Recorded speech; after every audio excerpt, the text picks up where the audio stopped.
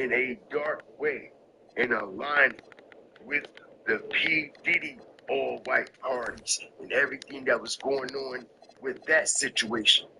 Let me tell y'all something, y'all.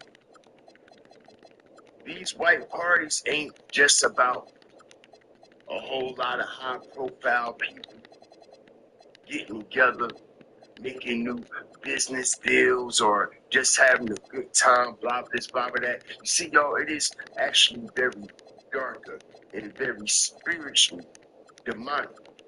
All right? And we see them come out with the all-white, but we actually know what's going on there. A whole lot of darkness. Now put together a montage for y'all as we get ready to go deep in depth and break down on what's actually going on in and around these white parties in the Hamptons. Like, share, subscribe. Let me know what y'all think in the comment section. We're going to get into this video. We'll be right back.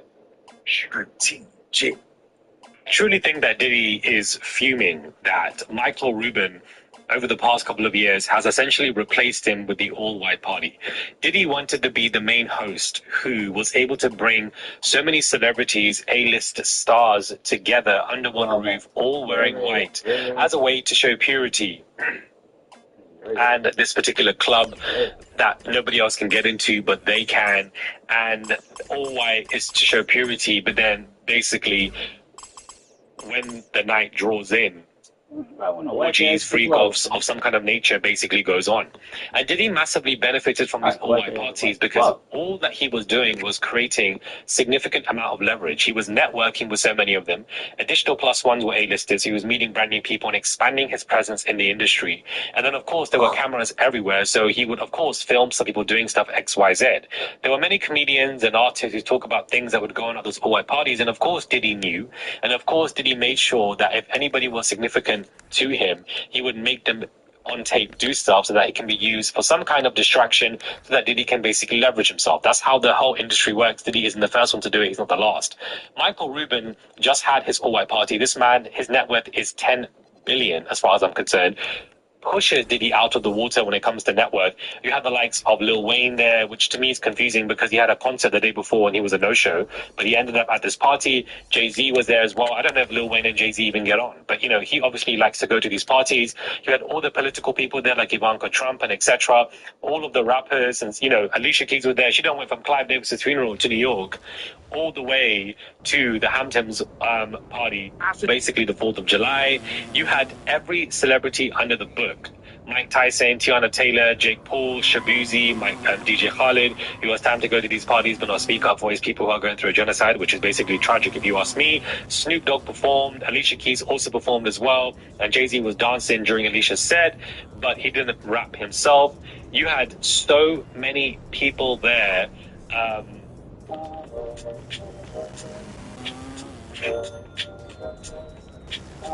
A stacked soiree. Nelly apparently was there. Cardi B was also there as well. And, you know, there are reports that Ice Spice was kissing one of the Spider-Man actors back in the day and that, you know, she was there. So, you know, when these celebrities get together, it's basically a cult, a club only for them to do what they want to do. Diddy, of course, is very jealous of this because it was, I believe, cancelled last year in 2025, the all-white party. I don't think it went on. And so this year it went, and I think because of the whole P. Diddy saga trial, all the celebrities wanted to avoid it. Now that that died down and that Diddy was sentenced, everybody thought it's okay to come out again because he's gone. So this particular all-white party is a betrayal, as far as the way I see it, because they all don't give a damn about Diddy. He was the number one person, now he's not anymore. It's Michael Rubin and his massive net worth. Number two, Diddy wasn't invited to Clive Davis's funeral. I do believe that even if you are in jail, you can still go to the funeral. In the UK, you can do that. I'm pretty sure in America you can do that. You just go with police. Clive probably didn't want that attention. His family didn't want that attention. So they basically acted like Diddy did not exist. And we're like, we're not inviting you. I don't give a damn about you. I'm so sorry. Next caller, next question. And then outside of that, of course, everything going on with the appeal. It's delaying the tape that basically got released, 50 Cent's documentary that got released. Everything has basically gone wrong for him. But the Michael Rubin White Party just reminds me that celebrities don't give a damn. that there is no moral compass. They will move on to the next leader of the cult of the celebrity, number one person, and they've washed it down the toilet, and they've got somebody else to go to these white parties to do whatever the hell they need to do. I think that it looks more innocent, but behind closed doors, there's probably some other stuff going on, especially when Michael Rubin is a billionaire, multi-billionaire. His net worth, I believe, is 9 to 10 billion. That man's got a lot of money, a lot of influence, and so a lot of artists perhaps don't have that net worth, but there are still A-list that want to come to these stuff and basically want to create that relationship with him so that essentially he can invest into them in some kind of way. To me, it's giving very much Clive Davis Diddy. That same relationship. Clive gave him the money to make Bad Boy. And I believe Diddy was working at Uptown. And Diddy wouldn't be able to do that without the investment from Clive. And so Michael Rubin could essentially be investing into so many other artists in one way or another. And in return, loyalty. In return, you're the number one person. In return, we're all going to be around you. It's like some kind of, oh, this is Michael Rubin. We have to bow down. We have to attend. We have to go. And I think the bowing down is more so in relation to the net worth and the protection that perhaps Michael Rubin has or can provide to so many people, like i.e. Jay-Z, who probably needs all the protection in the world for everything coming at his throat for the past year or so. But if we recall what 50 Cent said, this is why I don't go to no party, Puffy, and then people go out, what the F is going on here? Get the F of my young guy, what the F? And we can see here where he explains why he doesn't go to parties where Diddy is after seeing Lil Baby getting hugged on at Michael Rubin's party from the front and the back. My God, today. Lil Baby getting hugged on from the front and the back, showing all of his 40,000 teeth. And Lil Baby is there today right now. Well, at that party when it happened a couple of days ago, he was probably the first guest there, probably the first one to step inside. Okay? And so Diddy is upset that he can't be the one anymore to host these celebrity orgies or to get close to these young celebrities. Remember, you had that party where Kevin Hart was there hosting, there was a bathtub, Trey Songz was there, Fabulous was there. Diddy loved it because he had all the young boys around him. That's what he really wanted, not the girls, because he can get them whenever he wants. As far as I'm concerned, the favorite agency where Diddy was calling was a male escort agency, not a female escort agency. It was a male because he wanted specific men, and that tape that came out, that man, he wanted somebody who basically was well endowed. He has specifics, and so therefore he loved hosting those white parties, and I think that it's basically Michael Rubin just took it away because he thought that he would do these all white parties, and I think the same things are going on there. There's favors that need to be made if you want his net worth, if you want his investments, if you want to build career, and etc. There's favors that need to be made if you want his net worth, if you want his investments. That's right. It's things that you must partake in to continue to sustain your high-profile celebrity status. It's things that you must participate in order to remain relevant in this dark industry. And I'm talking about participate in things in the dark spiritual way. And that's exactly what we are seeing. Okay? Now, we see Michael Rubin now is the face of these white parties. Now they got Diddy out. Right? People can't buy stars from Rubin's a star. Alright? Now is the face.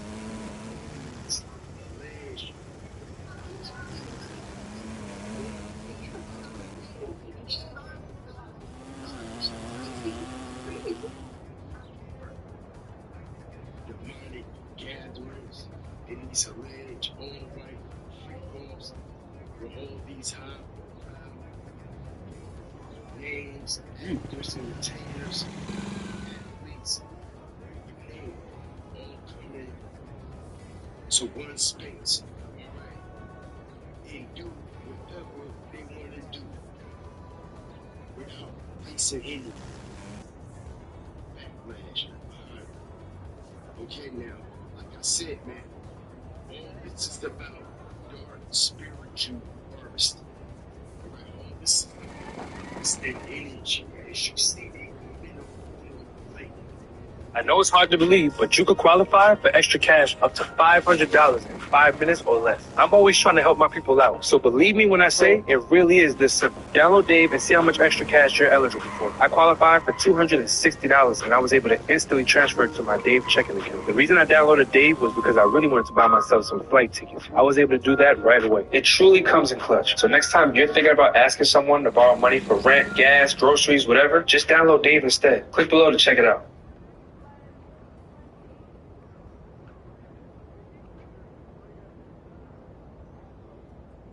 Wearing all white, acting like they're all innocent, all pure, when in reality, they're dark. There's a whole lot of darkness going on behind the motherfucking scene. All right? Ask Sierra as soon as she shows.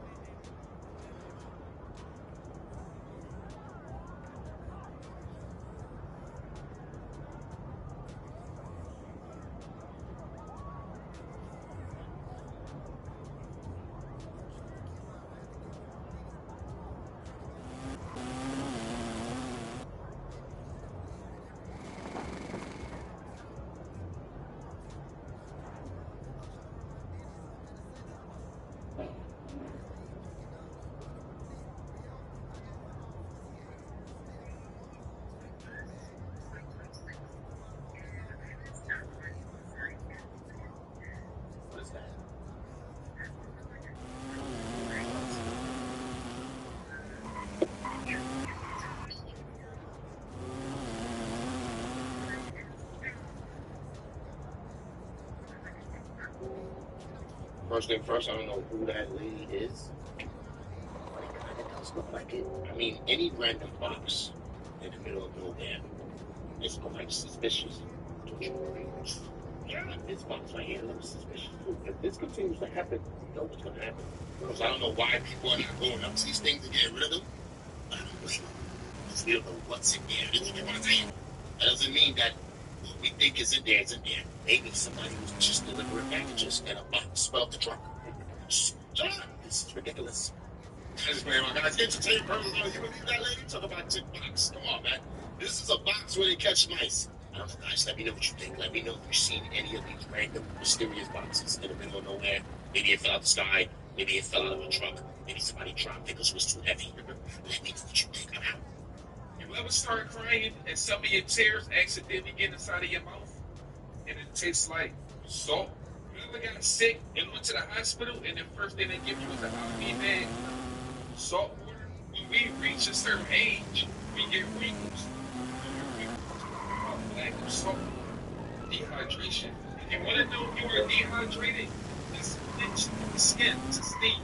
It's going to bounce back. Old people's skin don't bounce back. They are not really old. They are dehydrated.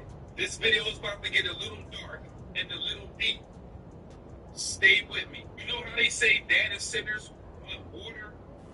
They don't just want any water. They want salt water. You ever see someone feel really embarrassed and other people say, I'm salty? Data centers want salt water. Remember, currency is money and money is currency. Not only that, water is data.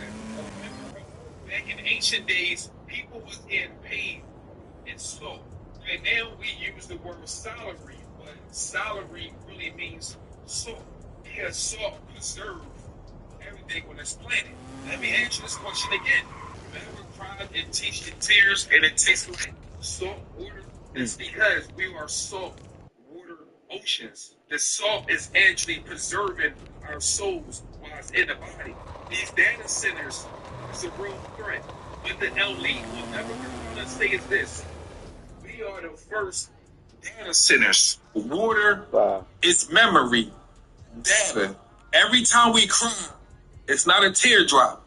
It's a memory. You know how they say when you cry, the tears detox your soul? And it rains. It's like detox. I cannot believe we are here at the end of the year. I know, and as per our recent tradition, we are throwing a 2K TV wrap party. I love this. This is the best time of the year because we play with and against community members in a myriad of modes across NBA 2K26. And they give you tips on how to get those W's all summer long. That's right, and there's some great knowledge in there, so make sure to listen up. Okay, I think we should start in Pro-Am. And recently, we had Memphis Grizzlies player Jemai Mashak on the show. Please start spiritual gatherings, man. All right, now, you can even ask Team 2K TV, Kanye West, how did it all go down? because he put it right out in front of our face what goes on here, right? Not only did he put it out in front of our face, he just Puerto Rico over these same alleged parties that is taking place. And now Michael Rubin is the face of it. All right, and you have to ask yourself, after everything that went on at these parties, everything that went on at these Epstein files and inside the files on the island, some of these same people that were mentioned in the paperwork is still gathering at these events. And these are the same people that never spoke on it.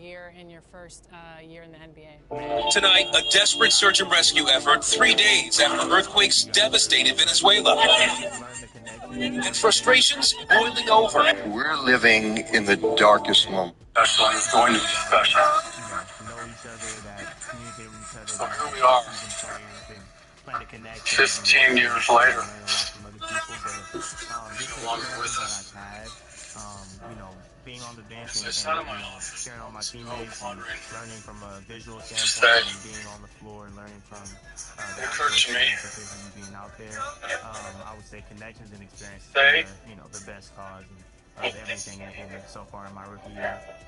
And speaking of connection, when we talked to you, you told us that you play with your Pro-Am family a ton. So we wanted to connect with you again during this wrap party and team up against you with our Team 2K TV and your Pro-Am family. So that's what we're going to do today. Excited to go head-to-head with Jemai Meshack. Excited or nervous? Now, I have to ask, so who do you run with in your Pro-Am squad? Okay, so I'm gonna break it down for you guys. Me, I'm at point guard. Then you have my uncle Khalid. He's our shooter. He's gonna be at the hat. He's gonna be moving around. Then at small forward, you have my uncle Lee. You know, my dad's brother Fred. I always tell the young children, I say, I'm not bragging on him, but you can do what Steve McNair did. Just stay focused and move on up. Raising 5 Red Bull boys.